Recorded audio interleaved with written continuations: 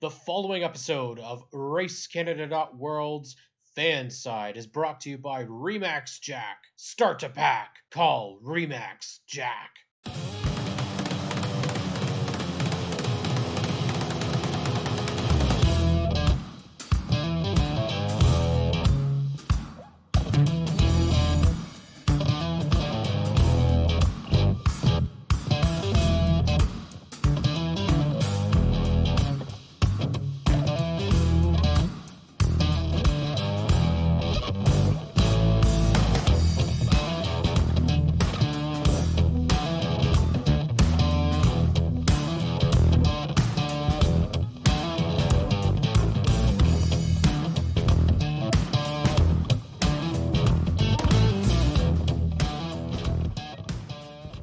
We are welcoming in one of Canada's greatest drivers, one of the most established drivers, one of the guys that's done it all. Yes, he has won an IndyCar, he's won a NASCAR, and he has sat on the pole for the biggest race in the world, the Indianapolis 500. Alex Tagliani is on Fanside. Alex, welcome. Hey, how are you guys? We're pretty ecstatic actually to have you on, and this is one we've been trying to get for a while, but we wanted to give you some time because you've been very, very, very busy behind the scenes. Can we talk about the extravaganza known as your karting facility? Yeah, definitely. But not long ago I posted, like you're saying, I'm excited, but I'm excited as well because, tell you the truth, like over the last year, I think, and correct me if I'm wrong, but everybody is going to learn or has learned how lucky we were, and like the freedom and some things that we've been taking for granted, like just doing everything we wanted, and I think as we see the light at the end of the tunnel and we're getting closer and closer and closer to get back to where we were, we're all getting excited, and I think that's going to help our sport. It's going to help, a lot of things. And I just did an Instagram post where, just announcing that we're going to be back in the saddle of the 18 car with 22 Racing. Like I posted some picture and it says, what does that mean? And then, like you're smiling, you're thinking about your crew, you're thinking about the fans, you're thinking about, burning some rubber, you're thinking about like donuts and being on fire and focus. So I try to put a bunch of different picture on Instagram of what that means. Just like a simple announcement that over the last, 6 years, it comes, like 2-3 months before the season start, you're making your announcement. You're saying, I'm going to racing, like Victoria Day weekend is coming. And then we're all excited because, it's going to be 20 degrees and we see the sun and the snow is melting. But this time, I don't know, for some reason, I don't know if it's just me or everybody, but for this time, it's just like, I was so excited, just like this. I just need to get back in the car. I just need to have a steering wheel in my hand. But it's not like I've not had the steering wheel in my hand for the last couple of years, right? Right. But just this whole year, it's just basically it's been so tough, for a lot of people, and it's just being inside, respect the rules and don't go out and don't travel. And the more you add all this, the more when you're at home, you're thinking, man, this, like how lucky we were. Yeah. So I hope that even all the fans that are passionate about our sport, when they're going to have the chance to get back to the track, they're just going to come like going nuts and come and see us, right? That's what I hope. But yeah, anyway, I was excited to announce it. I can't wait to be back in the car. It's just, I'm burning. I have some fire under my butt. I need to go drive. And that's what we like to see, Alex. I mean, that right there, we could make that a commercial. If we could bottle up that enthusiasm we just saw, it shows just how much yourself, and I'm sure you're not alone with your colleagues in the Pinty series, are just raring to go and and feel like you said, 2020 was far from what a typical season is. And this year looks to be, in terms of the schedule, at least, maybe not so much fan interaction initially, but at least the schedule is getting back more to what it used to be. And you're going to have a full slate of racing on your plate this year, I hear, right?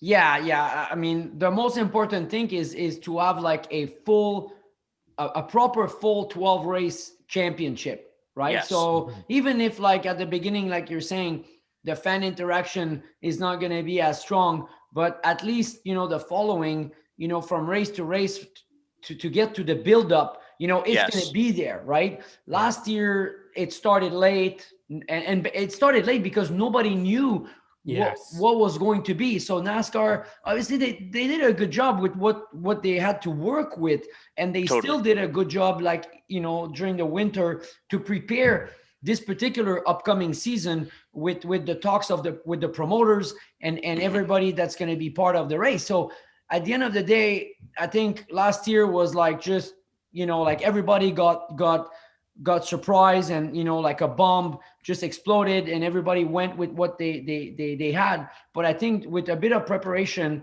it shows that everybody is going to have something to cheer, a championship that's going to be, in place. And overall, it's just 95% better than what we got last year. So that's why I think everybody is excited.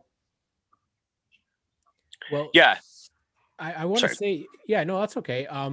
You guys had to do something that was a little bit different than normal, obviously racing without any fans, but also you guys did double headers. What was that experience like? Well, to tell you the truth, I've been asking for double header for a long time, and I don't know. I'm a big believer that like when we go, like for example, Mosport, right? Yeah. So we're there. The team arrives on Friday. They have to go to tech. Then the next morning we have a practice, and then we don't run all day. Until like 5 p.m. and we're out for qualifying. So there's like, we're at one of the most beautiful track that we have in Canada. And then we're basically running in the morning, and then we don't run until 5 p.m. And then our qualifying, with the tires that we have, is basically an outlap and a flyer. And then basically to save tires, you're back into the pits right away. So honestly, that lap, it's fun. I love it. Like, qualifying, in the low 21s and 120, in a NASCAR Pinty's is pretty quick, and it's a lot of fun. But we don't have a lot of fun. We just have like that lap, right? And and then the next morning, we're out there for our race. So I think that if you're bringing the team up on Friday, and you're basically saying that we could split the amount of track time that we would have in 2 sprint races, it don't matter if you do 50 lap in one shot, but if you do 2 25 lap races, and instead of doing like a hard break and start over again, it could be a Saturday race and it could be a Sunday race, right? So I think at the end of the day, you're not putting more laps on the car. You're not putting more laps on the tires. You're not asking for the team to spend more money, but you're splitting your weekend in a different way, right? And I think also the practice, to me, adding maybe a 15-minute extra practice on the oval and having a bigger split in between, like the guys, I see the guys arriving on a one-day oval race.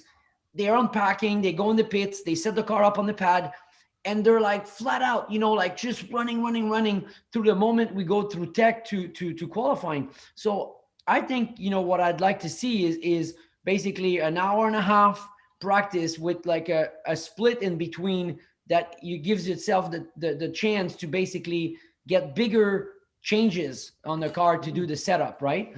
And with this particular new format with like double header, I think also like in the future, maybe they're going to continue with that. Maybe it's going to be a winner, and without, without having more money to invest, maybe instead of a 12 race championship, we're going to get an 18 race championship, right? But having always 12 venues, right? 12 venues, but the number of races around the championship will be more. I like this idea. I like this a Yes, lot. Alex, Tag, you touched on that so perfectly for me that you, like you're the veteran opinion. You've been around so many disciplines and different series. You have a pretty good idea of what it takes to be a smooth race day, like what you talk about, from unloading to tech and executing, getting the cars gridded, and then the actual race. The situation that the whole world's in is a reality check for many sports entities, and especially racing. So as you touched on, we're finding things that used to work, that still could work, but we're finding ways to do things better in these double headers, and making better use, as you said, of the personnel's time, that they're not run ragged off their feet and perhaps overlooking details. If you could make a cost-effective double header weekend like this, where maybe it reduces a bit of the stress, but also increases the number of races in a season, this is a win-win all around for cost effectiveness and burnout from the workers, all that sort of stuff. So I don't think that was a question. But also for the promoters, right? I mean, sometimes you're talking to promoters and they're wondering, how can I get the crowd to come into my racetrack earlier, right? So if you start the day earlier and you split your 300 lap race or your 250 lap race over 2 races of 125, but you start your first 125 way earlier. So, like you're basically announcing, like to the fans in the future, when we're going to be allowed to have fans, that let's say our first round will start at 4 o'clock, right? And then the second round will start at 8 o'clock. So the teams have more time to get, like instead of starting everything at, 8 o'clock, and then you do 125, and then you have like a 20-minute break, to do the next 125, like you're still starting your last race of 125 at 8 o'clock at night, but the first race was run at 4 o'clock. So what it does too is, like, honestly, between you and I, like technically speaking, you have like cars running with the sun in the middle of the afternoon. It's going to be different setup. The car is going to behave differently. And then when the sun goes down at 8 o'clock, it's a total different ball game. So, like there's more strategy, what sort of setup you're using. Are the teams going to be allowed to change the setup? Or are you still in a sort of like a parc fermé that you can't change setup? Whatever it is, I just think that, like we're not perfect, right? But if this double headers kind of work, I'm sure that they could bring it to another level to please the fans, to please the promoters, to get the fans to come in earlier. They could see a race under the sunlight. They could see the race under the lights.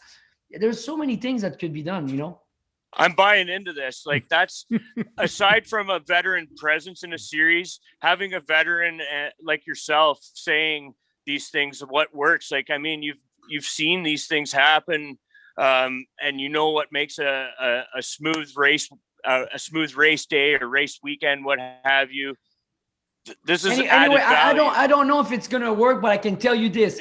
In the middle of June and July, okay, and August, if you come to a track to watch a race at 4 o'clock, you're gonna drink way more beer and way more sodas, okay? Because if you're there at 4 until the end of the last race at 9:30, I'm telling you, you're gonna consume more drinks. So at the end of the day, are getting business too. It cannot be good. It cannot be bad for business. Slam dunk. What I'm hearing is that we need to get a beer sponsorship on Alex's car, right? One of the things that we've talked about that needs to be on some of the cars up here. It's funny that you say that, because with the center, right? So we are going to announce, fairly soon, partnership with like a drinking company, soda company, beer company. Obviously in the center, it's a big thing, but with the karting team that we also have, we were able to leverage the race team with like our 12 drivers that are going to race into our factory go-kart team outside. and we were able to discuss with like the beverage company to support, like our team as well. So there's so many things that are coming, but I learned like lately with the center, I learned so many new things about like beverage and about like, when beverage company do deals with like a, racetrack facility or entertainment center and things like that I didn't know before. So now when I'm thinking about like race promoter, now I understand more, like how they think as well, because, like selling whatever, beer or products that you have or water bottle is important, right? It's part of the game, right? So, like having a race that you start at 8 and you finish at 10, it's not good, right? It's not good enough, right? Because the window is too short. So, I mean, I don't know. I don't have like the super duper secret, but I know that this could be improvements and modification with what we're gonna learn in 2021. Well, and I think Graydon and I, this is fan side, and as fans, I would much rather pay a ticket and see 2 races in a day than see 1. So I think it sells itself. And then in between those 2 races, you have other series that run. I mean, it sounds like an absolutely fantastic idea. And hopefully, like I said, we get to be able to do the full season. We get to have some fans, you get to actually be racing in your home province again this year, which has got to feel great because, we did 3 weekends last year, but I think missing out for races in I-Car, we're going back there, Chaudier, and then Three Rivers is happening, which Graydon and I mean, we talk about it all the time. That's where we want to go because you guys know how to party down there.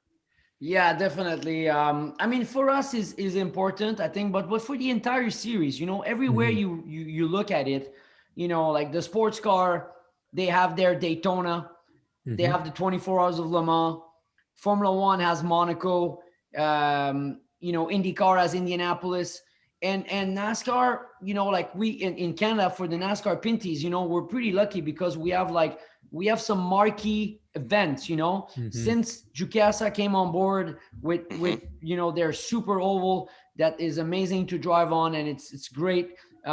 We have 2 rounds, one at the beginning of the year, one later in the year.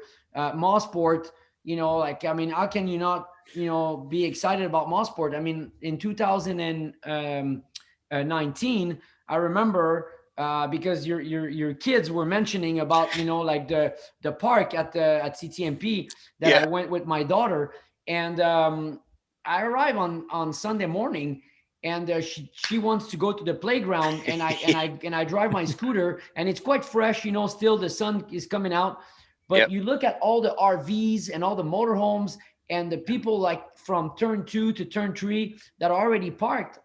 And we had like a record-breaking, fan attendance at that weekend, and it was like the first weekend of the summer that you could get to 20 degrees in the middle of the day, right? So everybody was there. So for us, Mosport is a big event. Then obviously you have Toronto Indy and you have Three Rivers, in the streets. So I mean, our series, I don't know, like I don't want to sound biased, but man, in the world, like you don't have much series where you race ovals, you race a street course, super duper road course. I mean, we have all kinds of tracks, for the fans. And on top of that, we're going across the country. I mean, this is sorry the word, but this is a badass series, and that's what we say. Yeah. We're tremendously lucky, our car, they have, amazing performance. When you look at the difference between a truck and a NASCAR Pinties at Mosport, I mean, this is not a lot. I mean, when you're getting into the 20s with a NASCAR Pinties, I mean, you're all in ass. Like I was, so I remember I was talking to Andrew and Kevin, after qualifying, and I was like, guys, we're basically wide open into turn 4. I mean, you're basically like praying that there's nothing that happens there, right? So, I mean, we have so much to be excited about and to be proud of our series and all that. And I think, yeah, the racing in our province, like we were talking at the beginning of this subject, it's great, but it's not just because I'm from Quebec and I have races in Quebec. Yeah, it's a plus, like, I mean, when I was racing in IndyCar, first thing I do when the schedule was coming out is see if I had like any conflict with Three Rivers. And then I would go out of my way to find some sponsors to basically buy myself a ride in the NASCAR Pinties or the NASCAR Canadian Tower. And for multiple years, I was racing in IndyCar, and I would still do the Montreal race, and I would still do the Three River race. Not because, like I'm not busy enough. Trust me, I was busy enough, but I love to do those races, in my province. So I think, we're very lucky. And I-CAR, you mentioned I-CAR. I mean, all the trucks, they're going to have to drive by the center to go to I-CAR, because we're about 25 minutes before that. So, I mean, we're going to invite everybody from NASCAR to come and have some fun there on the way to I-CAR. I love this. I love it. This is, I mean, I'm curious. I'm so friggin' excited. I can't even take it. I'm curious what the idea was behind it. Why did you decide that you wanted to put this together? Because it's it sounds phenomenal, and it sounds like it's really going to help the neighborhood, really. Like, it's going to bring a lot of money. Let me tell you the truth, okay? When I started go-karting, I was 10 years old, right?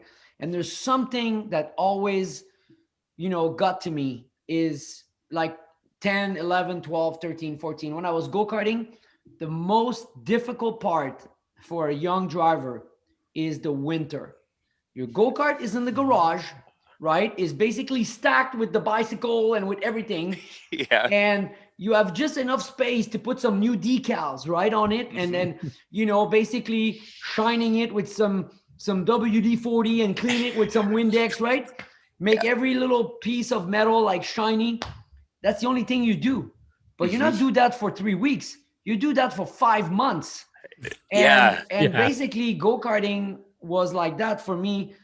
And I always wanted to do something indoor. There was like multiple ideas that got into my head. I'm a thinker, like I'm a dreamer. So I thought about like an indoor track for cars. I've looked around, I had the chance to travel all around the world and see a lot of things. But when I was in Vegas, like the Bush brothers, I think with Jamie Little, she's Fox reporter during the NASCAR Cup and other races. And I think one motocross rider, Jeremy McGrath, they basically started this track in Vegas. And I lived in Vegas. And it was an indoor track, and it was on one level. It was a massive building, and I said, "Wow, I mean, I need to do that. I need to do that in Montreal. I mean, you're in Vegas. It never snows. It rarely rains, and there's an indoor go-kart track where I had a go-kart to be racing at the Xplex, the Vegas outdoor racetrack, and they're doing something indoor. So." I mean, I thought having something in Montreal, would be amazing. And then through my years of racing, I met people in the real estate business. I met people that built track multi-level. And then when the first multi-level track was out in the world and I start seeing it online, I said, I need to do that because, building a track on a multi-level, it gives you the chance to have distance, racing distance and racing surface. Because I mean, I wouldn't be able to build this track on a one level. It would need a 200,000 square feet building. Where do you put that, right? It's impossible. So the multi-level structure, the technology, all the R&D, and like the quality of the track they were building was really attractive. And then you start thinking, you get smarter. I got older, and I'm thinking, okay, so now I can put more attraction into the same square footage.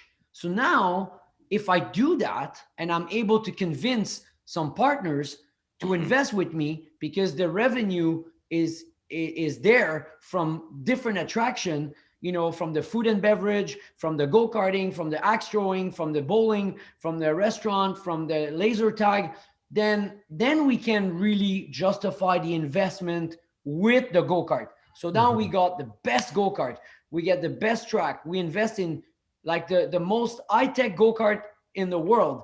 Most importantly, like the technology that we have with the race facility, and what the track does is the go-karts are going to be decelerating, accelerating on their own with our system, depending on accident, depending on who spins.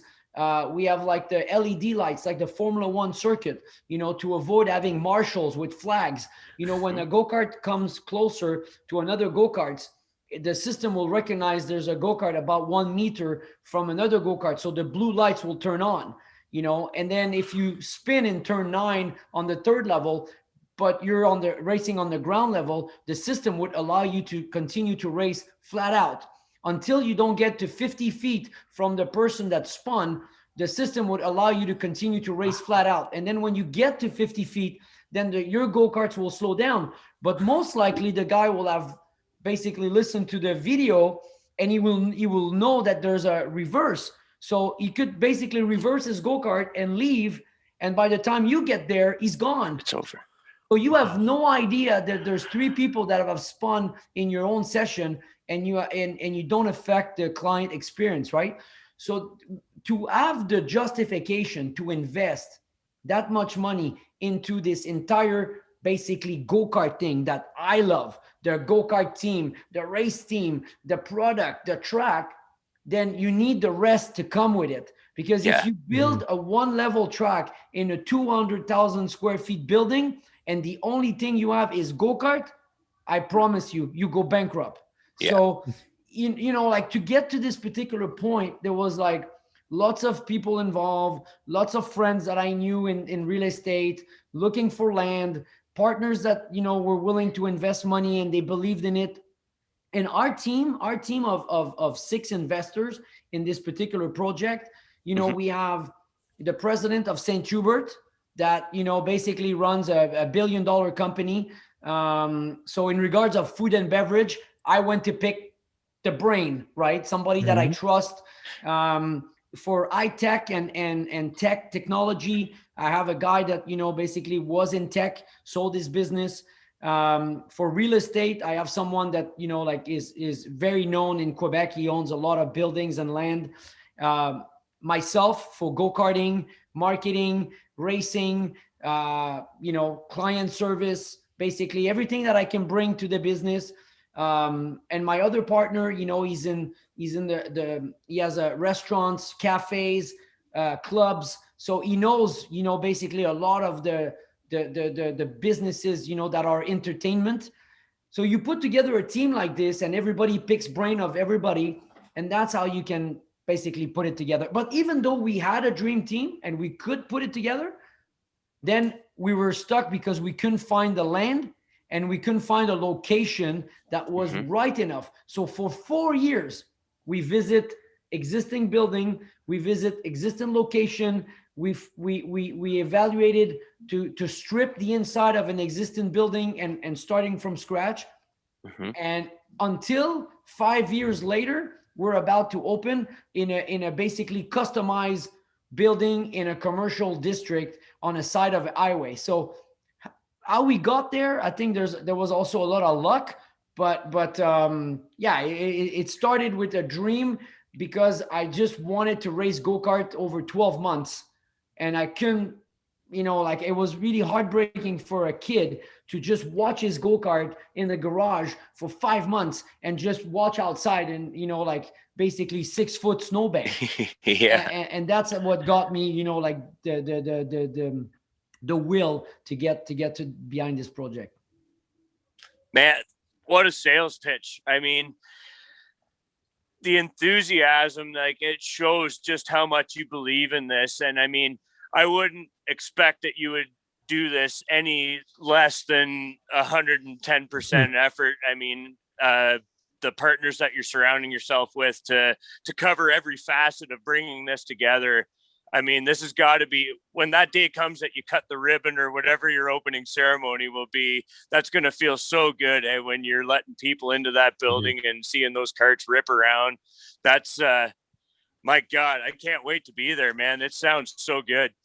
Yeah, and you know, like the you know, like the small, like some of my partners are telling me, you know, like the bread and butter is the center. But even though the bread and butter is not our race team, I'm really proud that you know, we'll be able to take people from, you know, normal people, you know, like that have not been in touch or involved in the world of motorsport.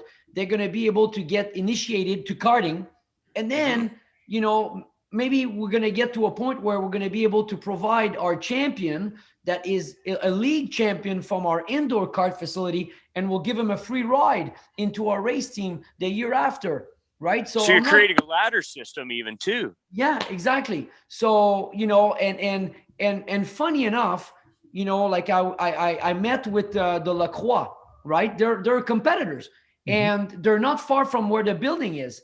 And when they saw the facility, they said, "Oh, you know, we want to get involved." So they were involved at the Autodrome Center Stash before, where they were sponsoring a car, where a driver would get a ride into the bumper to bumper Lacroix tuning car. And then when the Autodrome, you know, shut down, well, we were walking around the racetrack, and I talked to Sylvain, and I told him, listen, how would you feel to basically sponsor, you know, the league that we're going to have, and then the champion of our league is going to get a free ride in the bumper to bumper Lacroix tuning go-kart, right? So they're going to get behind this, and they're going to use the facility for their clients, for all people that owns garage, their parts, you know, providers, and so on and so forth. So, I mean, you're racing NASCAR, and you're basically competing with people, and then you never know where that brings you, and how you could get involved into starting a mini ladder system that starts with amateur drivers, and then you get them into, you know, a race go-kart, and who knows, maybe the price in the future of who wins the championship in our race team will get him a test in a NASCAR car, right? Yeah. And then we're not like saying that we're gonna promise that we're gonna bring them in Sprint Cup, but for sure, by the time they leave the center, the race team, the race program, they're gonna be more known than they were when they walked in for the first time without being a race car driver. And then the center will also do a real massive championship where we are going to send an amateur person to the world final of karting. So where do you see, if you're not in the Olympics or you're not a pro, you don't participate in any world championship, right? So I think this is also a really cool thing. So you could basically come to the center, you participate into the championship. We're gonna do a partnership with like our dealership, CRG dealership from Ontario, and he's gonna bring some people over, and then we're gonna do a, you know, kind of like a fight, and then the champion out of there is gonna go to the world final. We also have a team of 6 drivers that is going to be selected to do the 24 hours of karting in Italy. With our CRG partner, we're gonna have a 1 entry for 6 driver. For sure, I'll be part of that team. That's for sure. But we are going to select another driver or 2 more drivers that are going to join us, and they're going to go to this world final. So, I mean, these are all great ideas that are really close to my heart, but this is not going to pay the bill. I promise you that. This is 1% of the clients. But if you are building a business that is capable to stand alone and to survive, but then you can get involved into the other stuff that you really like, you know, the racing and the championship and the league and the race team and the prizes. That's what really keeps me excited. But without the proper business model that is able to survive on its own, then you can't do the rest. Well said. Wow. When are we going to open up ones in Ontario, in BC? Like the possibilities for this, Alex, are so big, because one thing that I think Graydon and we've touched on quite a bit is, you know, racing is kind of, it's a niche kind of market. And this is like you said, this is a huge opportunity to get people interested in racing, and you're providing it with other, options so that people will go, maybe for something that they weren't expecting. They'll go for axe throwing or bowling. Yeah. Did I hear end up axe going throwing in there? Yeah, I heard that. Yeah.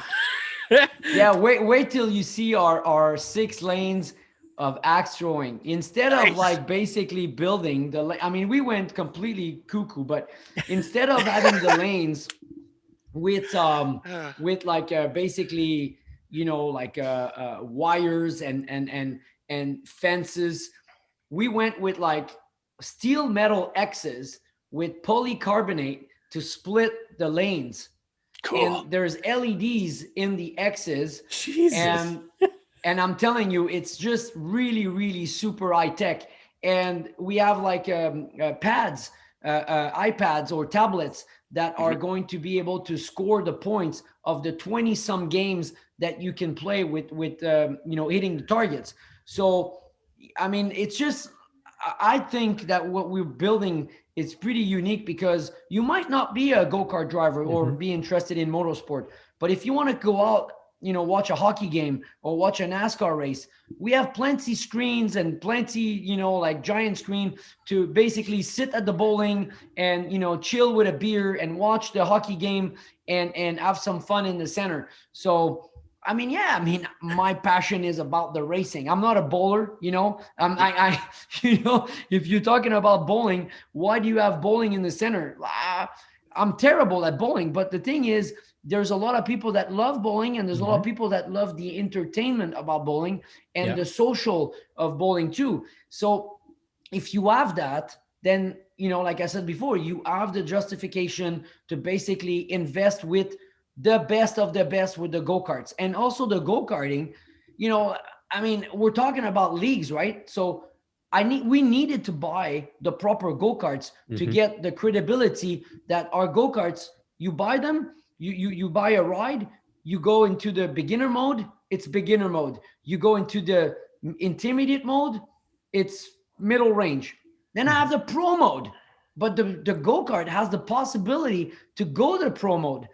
I mean, that go-kart is just out of this world. It has a diff, a curse system, double engine, push to pass. I mean, it basically has performance that is just crazy. But if you don't have that, then people don't have credibility that when you provide, the ride for someone to do a league or a championship, you're giving them the same product that anybody can basically rent. But if you're basically ramping up the performance of the go-kart with the performance of the driver, I think then you have the credibility that people will see in your product, right? So if I want to get people to play hockey and I want to see if they're good, but they're playing in an arena that's the size of my basement, I can guarantee you the first time they're going to be on a proper rink, they're going to get out of breath after 25 seconds, right? Right. So if you don't put them on the right path with the right environment, with the similar environment of what you're trying to see, what they can, how good they are, I mean, you're kidding yourself, like you go to a go-kart center that has go-karts they don't have the performance. Anybody could do that. My grandma could drive them, but right. if you basically bring them to a different level and you say, we're going to run an academy, we're going to try to do a championship, and we're going to try to pick someone to come into race into our team. Well, now you're talking, because the real performance of the go-kart is there to basically get that sort of driver. So anyway, I mean, we needed to justify all these investment with making a center that was more complete, more like a family center than just a go-kart track, right? Exactly. Well, separating yourself from every other Joe Blow go-kart Fleabag arcade type thing. Like you're putting yourself on your own level. I mean, you're going to be the go-to place for this. And like I said, I don't know how far it is to there, but we're going to find out. So we're going to come from miles around to see this place, Tag, and we're excited to say the least. You're about well, I don't know exactly where your house is, but you're about 500 kilometers from where the center is. Like Yep. if you get to Toronto. So Yep. it's not I mean, when people are gonna want to I come like to driving. It's okay. if you're making a trip, and you're coming up north, and you're coming for a weekend. I mean, I mean, I think this will become, for a lot of people that can make the trip, some sort of a destination, because It's just going to say that'll be a destination tag for once you sure. see it on a lot of social media, and once it's completely open and not really in construction, I think the quality of the build, just the desk in the front, you see that in a W hotel, right? So Yep. right now we've shown a lot of pictures that are, everything is in construction, so it looks like really rough and raw. But the day that you see it live with people driving on the track, and all the lights and the different vibe of the lounge, and the VIP lounge upstairs, and all the RGB lighting and everything, I think people are just gonna be like, oh my god, what is this? It's like Star Trek.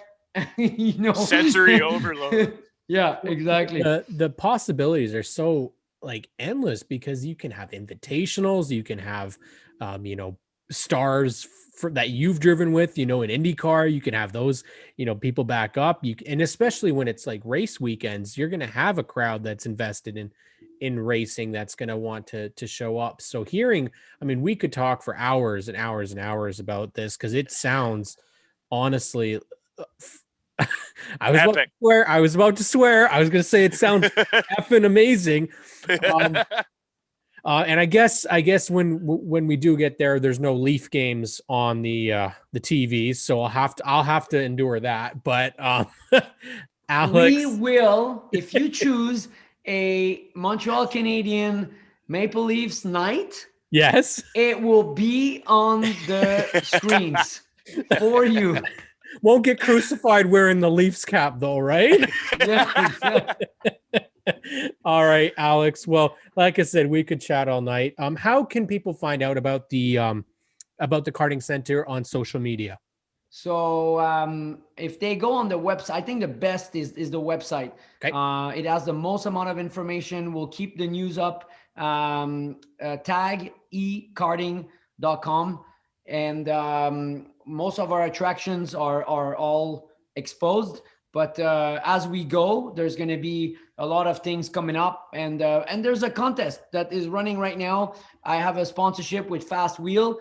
If summer's coming, you're about to change your winter tires to summer wheels, you might be able to win a set of wheels for your car. Whew. Nice. We also like to give the opportunity, Alex, to thank your sponsors, because they're the ones that get you to the racetrack. Yeah, so I'm very excited to finally have like a 12 race season, because last year we announced this new partnership with Viagra.